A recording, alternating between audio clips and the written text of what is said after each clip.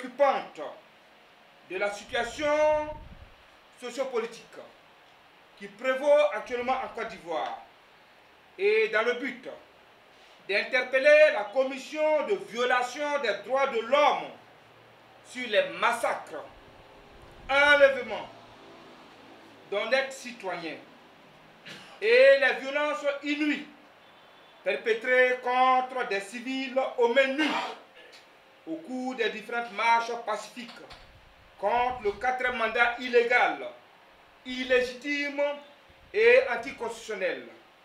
La plateforme des 37 organisations de la société civile ivoirienne que nous présidons voudrait rappeler les faits suivants. La PECSI, depuis 2022, n'a cessé d'interpeller le gouvernement ivoirien, les différents partis politiques, les confessions religieuses, les représentations diplomatiques en Côte d'Ivoire et la communauté internationale sur les failles significatives constatées dans le processus électoral au cours de nos différentes missions de l'observation lors des 2 dernières élections qui se sont tenues en Côte d'Ivoire le 03 septembre 2022, à savoir les élections partielles, sénatoriales et législatives, et le 02 septembre 2023, à savoir les élections locales couplées, régionales et communales, au cours desquelles nous avons déployé plus de 715 observateurs pour couvrir les 31 régions et districts de notre pays, la Côte d'Ivoire. L'histoire est un témoignage et retiendra que la plateforme des 37 organisations de la société civile ivoirienne que nous présidons a frappé à toutes les portes et tiré sur la sonnette d'alarme pour alerter l'opinion nationale et internationale du danger qui se profilait à l'horizon avec les élections présidentielles d'octobre 2025 dont aucune condition n'était réunie. La PECSI fait observer qu'elle avait échangé sur le processus électoral avec ses excellences Madame Jessica Davis-Ba, ambassadrice des États-Unis en Côte d'Ivoire, Monsieur Jean-Christophe Béliard, ambassadeur de France en Côte d'Ivoire, Monsieur Alexis Saltykov, ambassadeur de la Fédération de Russie en Côte d'Ivoire, Madame Francesca Di Moro, ambassadrice des 27 pays de l'Union européenne en Côte d'Ivoire avant son départ en septembre 2025. Aussi, avons-nous eu le privilège d'échanger pendant plus de 2 heures du temps avec son éminence, le cardinal Jean-Pierre Coutouin, archevêque d'Abidjan, sur les mots qui minent sur le processus électoral.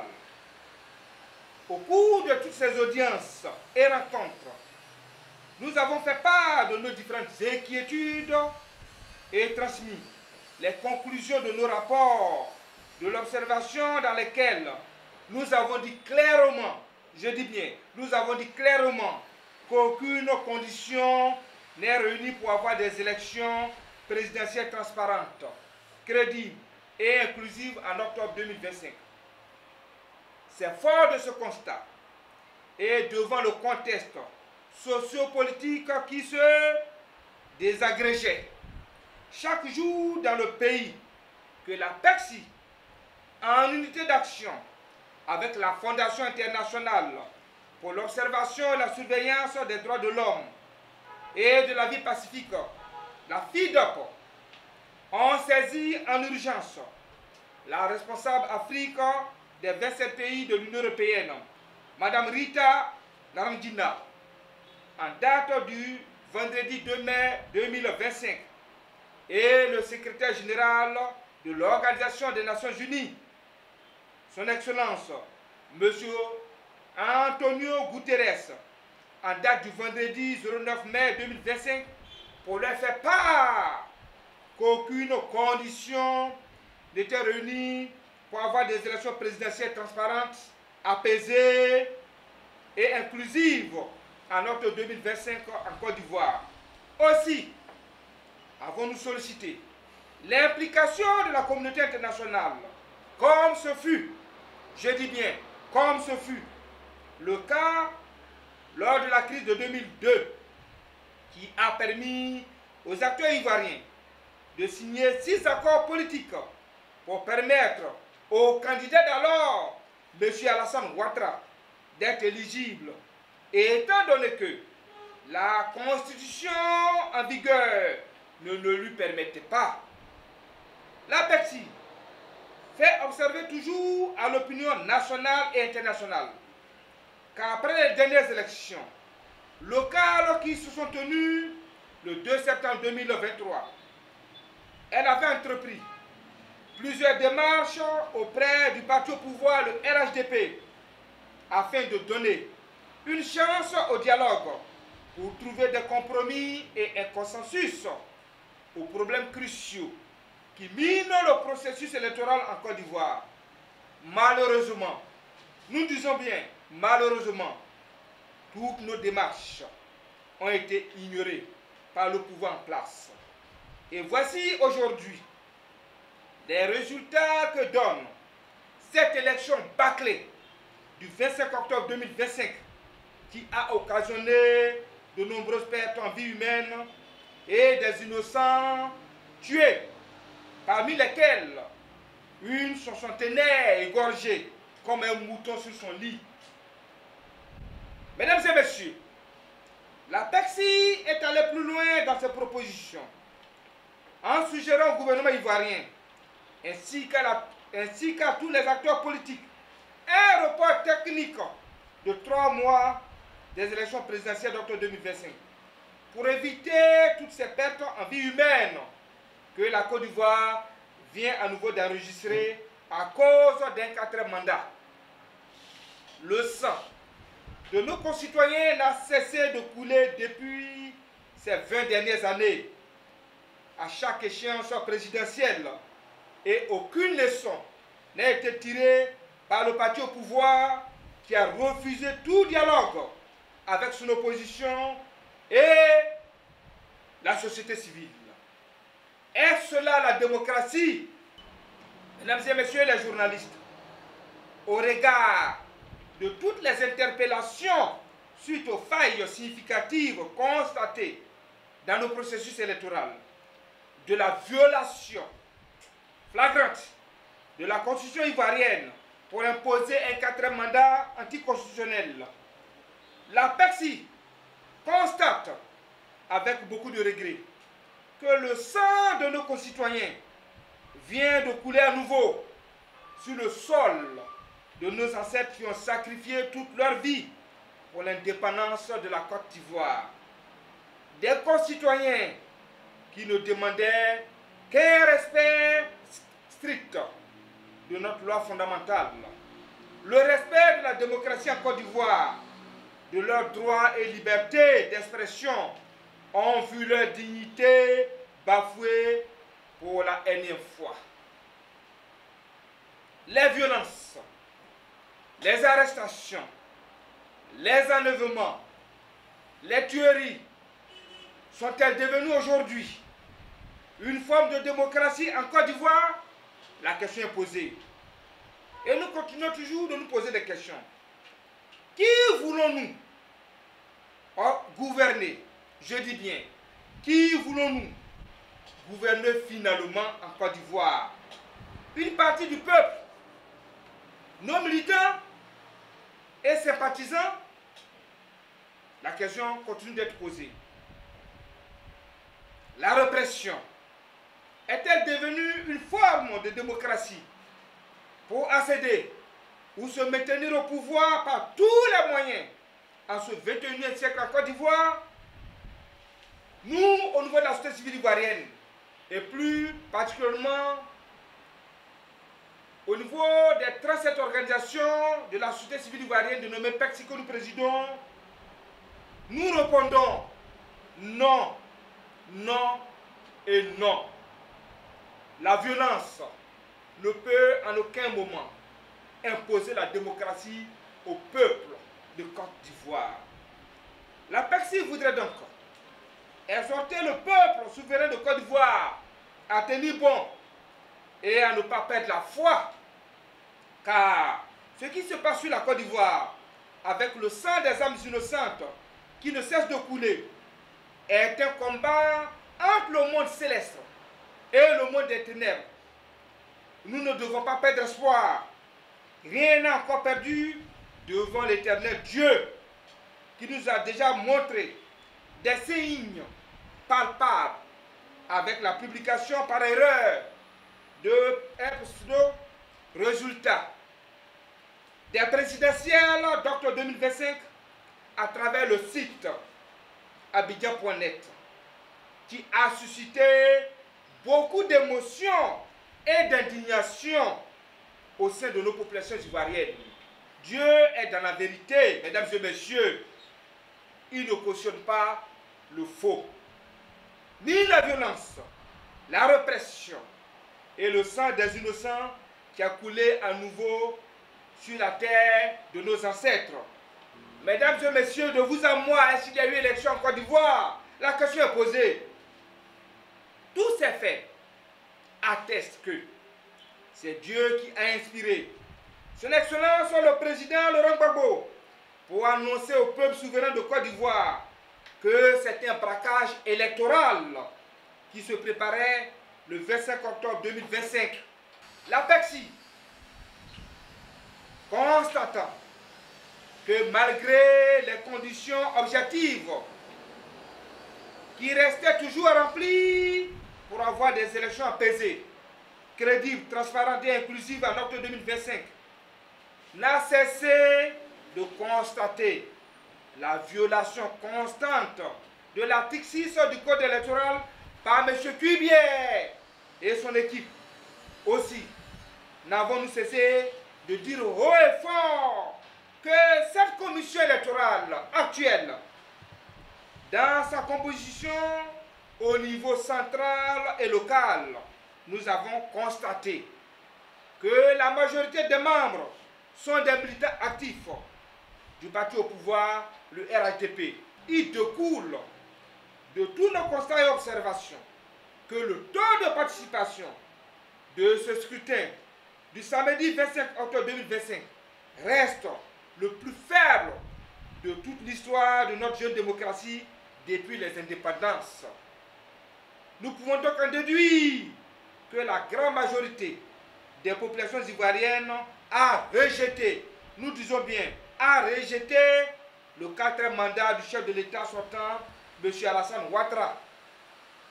Aussi, estimons-nous que son parti, le RHDP, doit tirer toutes les conséquences de cette sanction populaire qui lui a été infligée.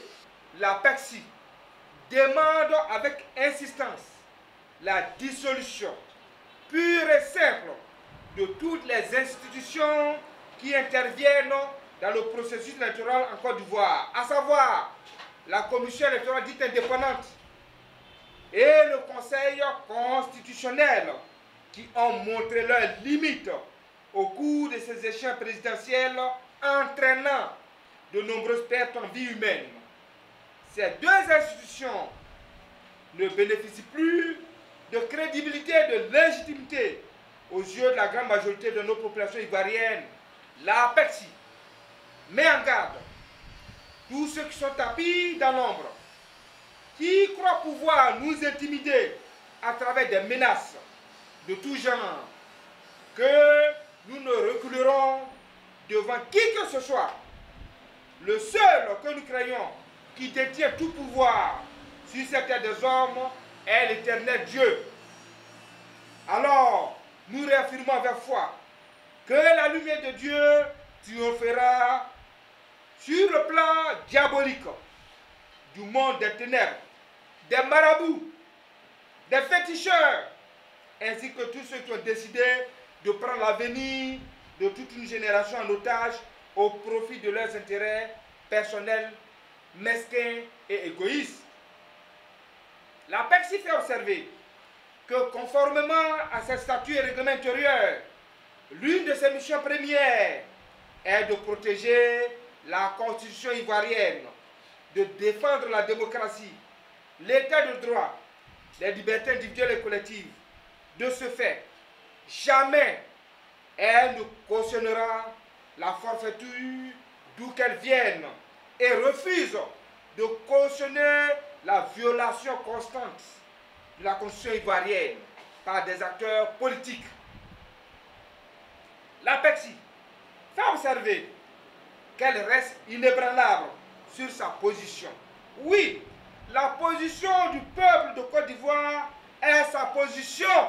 Jamais elle ne cautionnera ceux qui utilisent la violence, les intimidations et le braquage des urnes pour arriver où se mettez-nous au pouvoir. Et nous refusons de cautionner le coup d'État constitutionnel et civil. Aussi, rappelle que les 2 et 9 mai 2025, l'APEXI, en unité d'action avec la FIDOP, avait saisi officiellement l'ONU et les 27 pays de l'Union européenne pour leur faire part qu'aucune condition n'était réunie pour avoir des élections présidentielles apaisées et transparentes en octobre 2025 en Côte d'Ivoire. Jamais, nous disons bien jamais, la plateforme de 37 organisations de la société civile ivoirienne comme du président ne cautionnera une forfaiture et n'accordera de crédibilité et de légitimité à toute élection présidentielle qui se tiendra dans des conditions calamiteuses et qui entraînera des pertes en vie humaine et des dégâts importants de matériel. Ce qui nous a été enseigné par le père fondateur de la Côte d'Ivoire moderne, c'est le dialogue. Et nous n'avons cessé d'interpeller le pouvoir en place, le RHDP et tous les acteurs politiques. Nous refusons que le sang des Ivoiriens continue de couler et de cautionner cette forfaiture. Pour terminer, l'APEXI lance un appel pressant au chef de l'État. Je dis bien, pour terminer, l'APEXI lance un appel pressant au chef de l'État, son Excellence Alassane Ouattara, d'accepter de faire le sacrifice suprême pour un dialogue direct. Je dis bien, d'accepter de faire le sacrifice suprême pour un dialogue direct entre lui et ses frères cadets. Le président Laurent Gbagbo, ancien président de la République, président du PPACI, le ministre Tidiane Thiam, président du PDC-RDA, aussi associer les autres acteurs politiques afin qu'ils se retrouvent tous autour de la même table pour donner une chance à la paix à travers des accords politiques pour éviter de plonger notre beau pays, la Côte d'Ivoire, dans un chaos total. Les enfants du Fauboyi doivent privilégier toujours la voie du dialogue et du consensus pour préserver la cohésion nationale. Et c'est dans les rares que la paix. Les populations ivoiriennes sont fatiguées qu'à chaque échéance présidentielle, il y ait une crise électorale avec de nombreuses pertes en vie humaine et des dégâts importants de matériel. L'APEXI en appelle donc encore une fois de plus au sens élevé et à la sagesse des acteurs politiques et estimons que la seule alternative qui reste pour notre pays, la Côte d'Ivoire, pour sortir de l'impasse, est le dialogue inclusif, tant souhaité par les populations ivoiriennes. Oui, nous refusons la violence pour arriver au pouvoir. Oui, nous refusons le braquage électoral pour se maintenir au pouvoir. Oui, nous refusons ceux qui ont décidé de violer constamment la constitution ivoirienne. Oui, notre devoir, et je le dis haut et fort, notre devoir est de protéger la constitution ivoirienne et de faire en sorte que la génération actuelle, c'est l'avenir puissent vivre en paix.